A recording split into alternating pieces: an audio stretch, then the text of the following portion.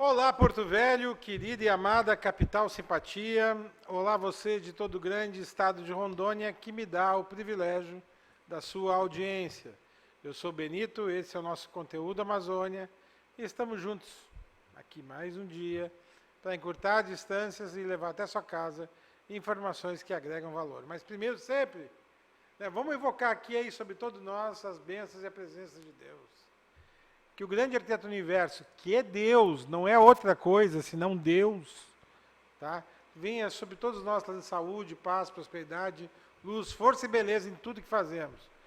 Até porque nesses dias que ando por aí, os caras ficam falando tanta bobagem. Pelo amor de Deus, eu só estou rezando por bênçãos de Deus para minha casa e para a tua. Né? Então, vamos devagar, né, gente? Devagar. A internet aceita tudo que é bobagem que dizem lá. Ah, que barbaridade. Que difícil. Mas muito obrigado pela tua audiência, que o Eterno já traga as bênçãos sobre você, que a vacina chegue de uma vez, para a gente se livrando disso, que ainda a gente vai atravessar um pedaço ainda com essa doença que mata tanta gente, e eu espero não ser vítima dela. Já tive ela, foi muito ruim, tive internado, não quero isso para ninguém, e tenho medo de pegar a segunda vez, o corpo, não, ainda tem, um ano depois ainda tem sequela. Então, vocês imaginam. Mas está aqui hoje para falar sobre, na condição de psicólogo, de doenças psicológicas. Saúde mental. Saúde mental. É a melhor palavra bonita, né? Depois de uma longa enfermidade também.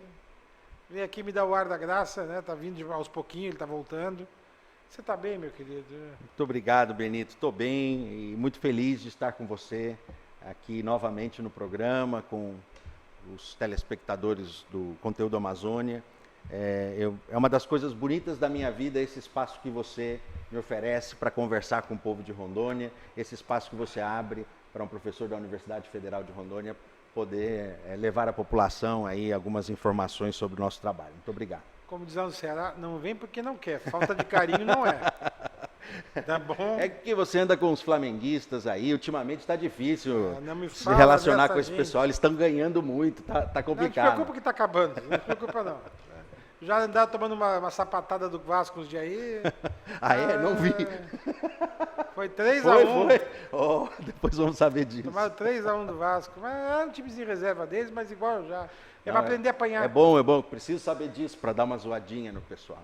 Perder essa data, perder-se. Você está bem, meu querido? Fora isso, então está tranquilo, a família está bem? Está tudo bem, Benito. A gente vai avançando aí, enfrentando essas dificuldades do período de pandemia, que todos nós estamos enfrentando. Na família perdemos 2 membros, né? Um tio, um primo. Mas é um momento importante também para a gente repensar a vida, repensar os rumos, repensar a sociedade. E eu agradeço então por podermos estar aqui novamente falando sobre isso. Não vou entrar em detalhes de saúde aqui, porque se analisar bem, nós estamos no pior estado para ter Covid no Brasil, né? Então, era Manaus, agora é aqui. Mas deixa pra lá. Eu vou chamar a vinheta e nós vamos começar a conversar, tá bom? Aí eu vou preambular e vou entregar para você. Perfeito. Por favor, Deus, nossa vinheta.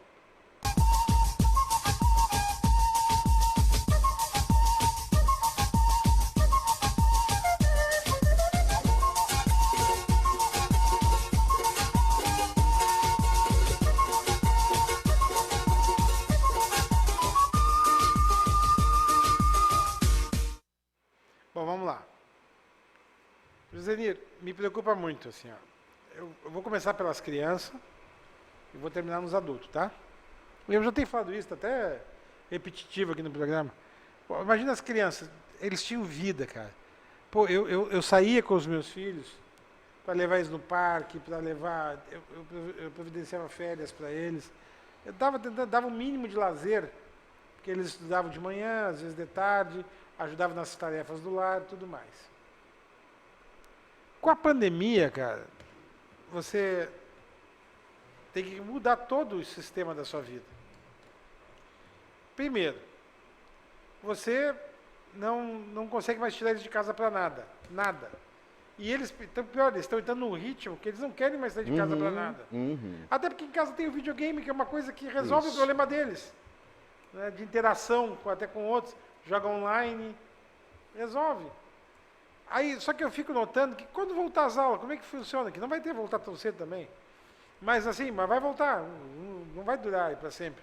A última que durou, a última 100 anos atrás durou 2 anos. Essa aqui não deve chegar a isso, mais ou menos.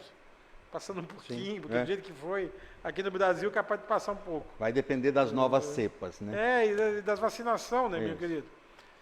Mas assim, eles desaprenderam a estudar em escola. Tudo online, passa, eles vão lá para resolve. Aí senta no videogame, ou vão assistir Netflix. Tá? Agora eles têm mais responsabilidades em casa, porque é eles que ficam Só fica em casa. Os pais têm que sair de alguma forma para trabalhar e eles têm que se autogestar em casa. E não é a minha realidade só não, é de todo mundo. Sim. Um turno, no mínimo, as crianças ficam sozinhas. Isso é... Hoje em dia, depende do tamanho da criança, é claro, senão tem que pagar um acompanhante. E aí o problema de trazer alguém de fora para dentro de casa é que você pode estar expondo a família toda a vírus. Claro. É um momento de recessão financeira, você tem mais despesas. Tá. Isso é o caso das crianças. Tem estudos que dizem que vão precisar de 10 anos para poder as crianças se equipararem ao estilo matemático que se tinha antes dele. Porque os caras vão ter que reaprender muita coisa. Eu terminei a 8ª série, que na época eu era o último. Eu terminei a 8ª série estudando trigonometria, que era duro de passar aquilo. E a trigonometria depois se estendeu por quase todo o 2º grau, uma matemáticazinha difícil. Aí tem os adultos. Quando a gente recebe um exame de Covid, não foi teu caso que tu já pegou Covid direto, mas no meu caso, quando você recebe um exame de Covid positivo, é uma sentença de morte. Você fica muito, muito problemático. Porque você não sabe se a sua é aquela que evolui ou que não evolui. Está entendendo? Não, e quando começa a faltar o ar? Né? Eu tive sorte, que eu peguei no começo, e aí eu não sabia dessas coisas, eu aguentei muita falta de ar em casa. Foi quando eu já estava saindo que eu fui buscar um antibiótico, que os caras viram que a minha saturação estava baixa, e me internaram. Porque senão eu tinha passado a Covid toda em casa, não sabia nem os estragos que tinha feito em mim. Que muita gente está passando. Tá, não, aí tu fica com um monte de problema. O adulto, ele fica com síndrome do pânico, com depressão. Não, e pior que diz que como ela ataca neurônio, ela faz a bagaça. Dá transtorno de humor. E além de tudo, há confinamento, porque para alguns menos e para outros mais, mas há confinamento. E se você olhou o Big Brother, você não olhou, claro, mas... Né, você Como não olhar, Benito? Fica em casa o tempo todo. Então tá. Mas é um exemplo de confinamento. As pessoas não são normais ali no confinamento. Por mais que a gente ache engraçadinho, eles estão sob confinamento. No dia a dia, eles não seriam daquele jeito. O confinamento traz para fora o melhor e o pior. Sim. O melhor quando você é resiliente e o pior... É um estresse grande. Porque é uma casa luxuosa, blá, blá, blá. Não tem nada a ver. Os caras têm um quadrado para andar dentro. E quando você mora num apartamento pequeno? Bom, tudo isso vai nos dar um Brasil maravilhoso na próxima década. A gente não sabe como é que vai estar a saúde pública. A gente não sabe nada. Hoje, se você adoecer, outra coisa, você não pode adoecer. Não. Porque você não tem... É mais perigoso ir para o hospital. Exato. E aí, chegando lá, também não vai ter médico. Bom, agora é com você. Benito, suas considerações iniciais são sempre bastante profundas, né? E você fez um diagnóstico bastante interessante de como é que está a nossa vida neste momento. A pandemia foi uma bomba na cabeça da humanidade, toda a humanidade. E como a gente está num mundo globalizado nesse momento, em que as viagens são mais fáceis, a comunicação é mais fácil, a pandemia ela se espalhou mais e atingiu o mundo todo, e é pela primeira vez que estamos vendo como ela muda a vida de toda a humanidade. O Benito estava falando da primeira coisa que foi necessário fazer, a questão do isolamento. E ainda hoje Então, nós estamos há mais de um ano precisando ficar isolados na medida de nossas possibilidades, né? E isso traz consequências, como você estava comentando, para a nossa vida, para o nosso dia a dia. Então, Esses dias eu estava conversando numa rede de pesquisa que a gente faz parte, com uma professora que falou das novas patologias de vínculo. Então, nós perdemos ou tivemos nossos vínculos enfraquecidos neste período, né? Então, aquelas pessoas que você via, os amigos que com quem você conversava, né?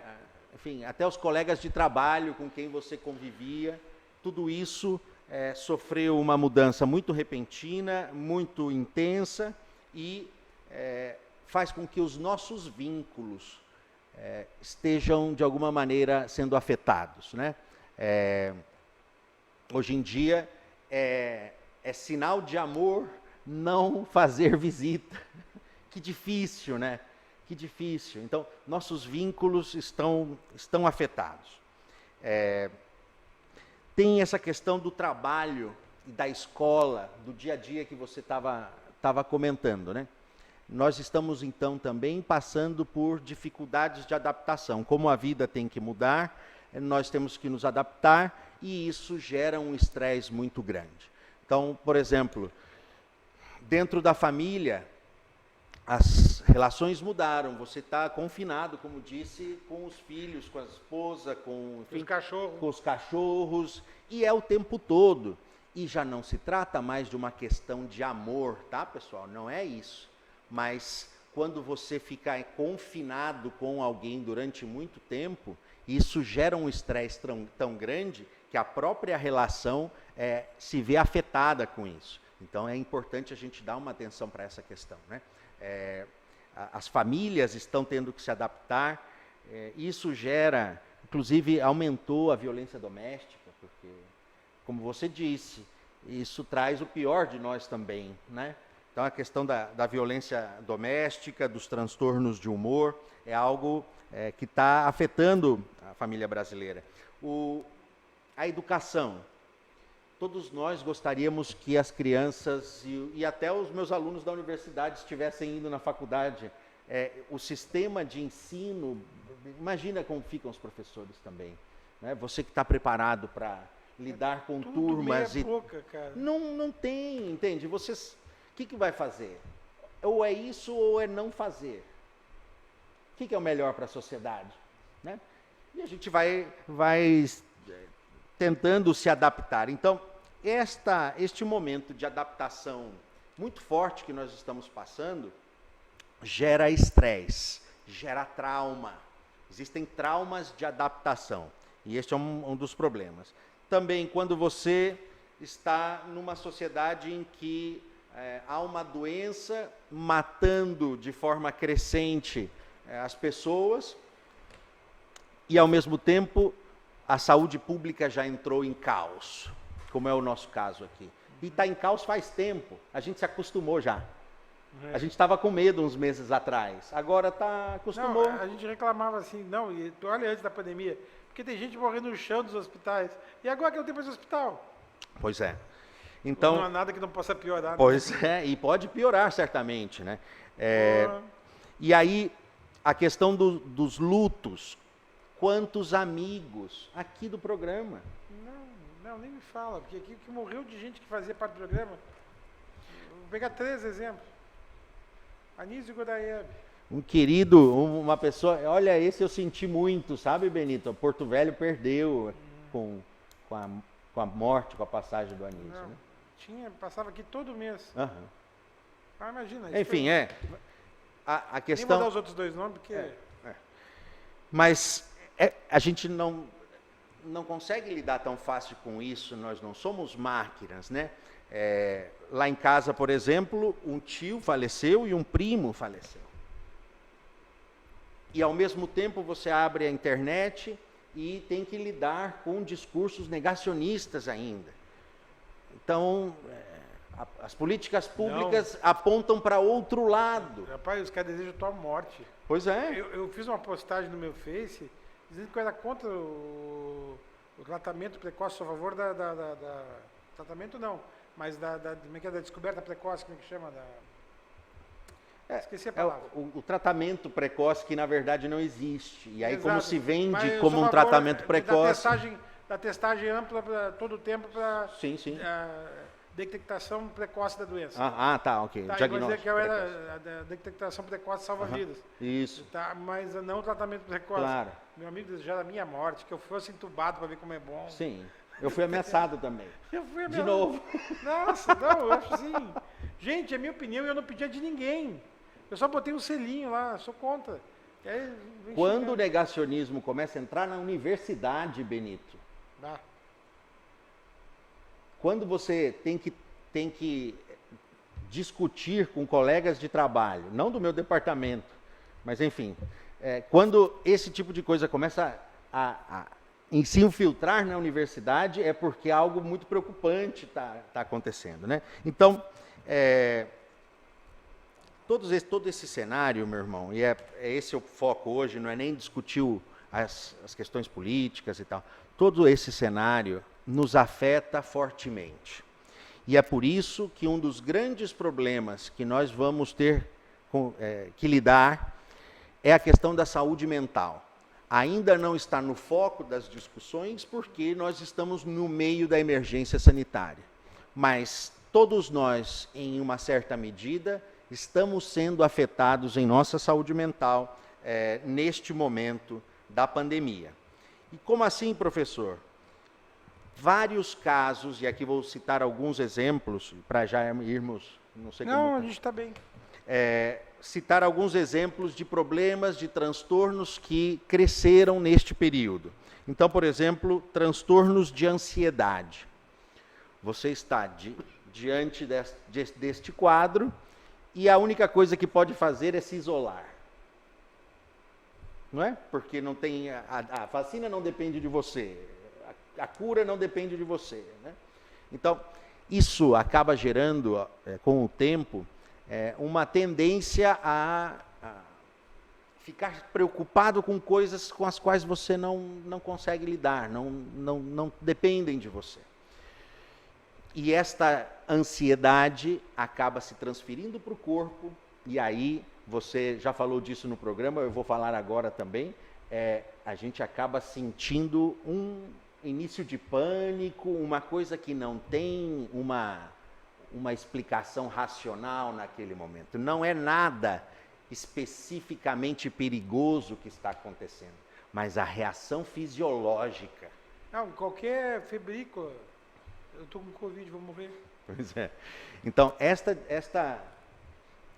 este aumento de ansiedade na nossa vida precisa ser cuidado, né? Muitas pessoas, e o Benito fez essa introdução, muitas pessoas estão se introvertendo tanto, se fechando tanto, porque é mais ou menos isso que o momento pede, que acabam por não querer mais relacionar-se com pessoas. Fica aversivo, fica uma sensação ruim ter que conversar com gente, ter que olhar para gente, ter que fazer essa dança social de cumprimentar, de atender, de escutar, isso passa a ser aversivo. Parece mais reconfortante se fechar no quarto, ver o Netflix, jogar algum joguinho, participar de uma pequena comunidade ali, e é isso. Ir para a rua, vir aqui no programa do Benito, dar aula, é sentido como algo muito pesado, sabe? E aqui, pior que vida rotina. Isso, e a gente aprende a ser assim. E por isso é importante reagir, né? Então, só para também me colocar aqui, Benito, o Benito uma vez falou que passou por isso, eu estava passando por isso muito recentemente. E como eu sou da área da saúde, já procurei ajuda, já estou tomando remédio, enfim, mas isso é para dizer o quê? Que qualquer pessoa, estudada ou não, formada ou não, está passível de sofrer estas pressões e de precisar buscar ajuda, de buscar tratamento. Então, você que está em casa, é essa a ideia, Benito, né? Você que está em casa, que está sentindo grandes ansiedades, agorafobia, medo de sair na rua, depressão, transtornos obsessivos, você que está usando substâncias químicas, porque esse é outro... Você se fecha no seu mundo, na sua casa, e se automedica ou com medicamentos regulares ou com drogas, né? Para o pessoal entender, né? Então, usa mais maconha, usa mais cocaína, e sobretudo essas são proibidas. Mas usa mais álcool, que não é proibido, né? Os problemas que estão surgindo a partir disso são graves. Só que como a gente está muito sozinho, às vezes a gente pode pensar que isso está acontecendo só com a gente, e que é melhor não falar disso, que é melhor não procurar ajuda. E é isso justamente que nós queremos vir falar aqui hoje, né? Isso está acontecendo com todo mundo, em maior ou menor grau. E não é vergonha nenhuma se você está sentindo algum desses sintomas de dificuldades no campo da saúde mental, procurar ajuda, porque isso é fundamental para a sua saúde, para a saúde da sua família, para a saúde da sociedade. Tá. Eu vou chamar o intervalo começar, no próximo bloco a gente conclui, tá bom? Obrigado, Benito. Então continue conosco, é jogo rápido. É no lá, outro cá.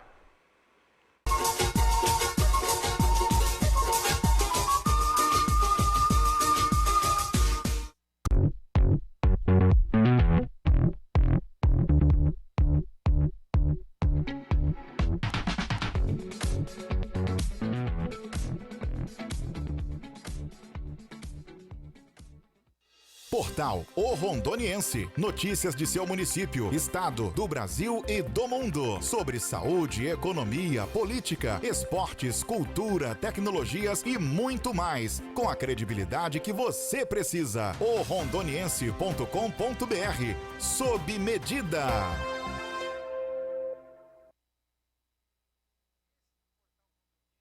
Você precisa cuidar da sua saúde.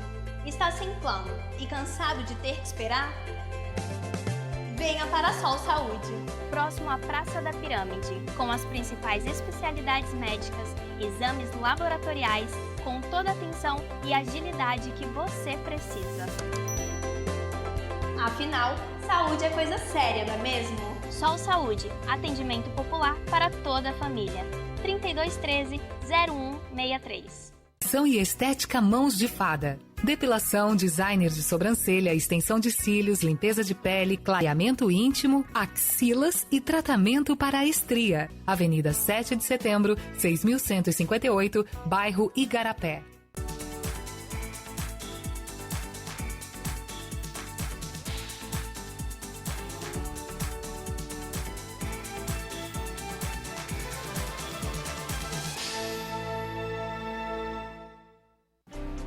Eu procurei tecnologia avançada, método personalizado, profissionais com credibilidade. Hospital de Olhos Veloso, o maior centro oftalmológico da região. Há mais de 3 décadas investindo em profissionais, estrutura e inovação em Rondônia. O objetivo é a qualidade de vida de seus pacientes. Diagnóstico e tratamento com excelência. E você? O que você está procurando? Hospital de Olhos Veloso.